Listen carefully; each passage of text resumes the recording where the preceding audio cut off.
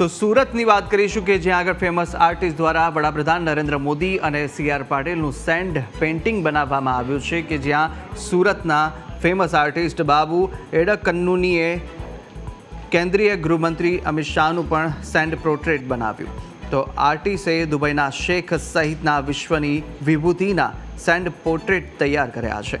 સુરતની રેતીનો ઉપયોગ આ પોર્ટ્રેટમાં કરવામાં આવ્યો અને કેરળ સમાજ સુરત દ્વારા આ પોર્ટ્રેટ તૈયાર કરવામાં આવ્યું છે।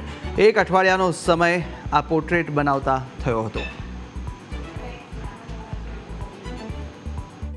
આ જે સેન્ટ આર્ટિસ્ટે જે પોર્ટ્રેટ બનાવ્યું છે એ બહુ આબેહૂબ છે। બધા જ પોર્ટ્રેટો એમના બહુ સરસ હોય છે જે આપણે અત્યારે જોયા છે।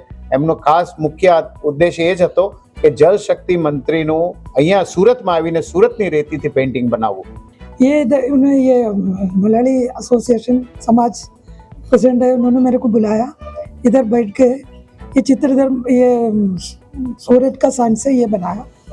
इसका मैं सोच रहा था अच्छा फंक्शन में देना है, इसी वजह से आया। अभी जो दे चुके हैं लेकिन अच्छा है, अप्रिसिएशन भी मिल गया। अभी जो बोले तो बोलो।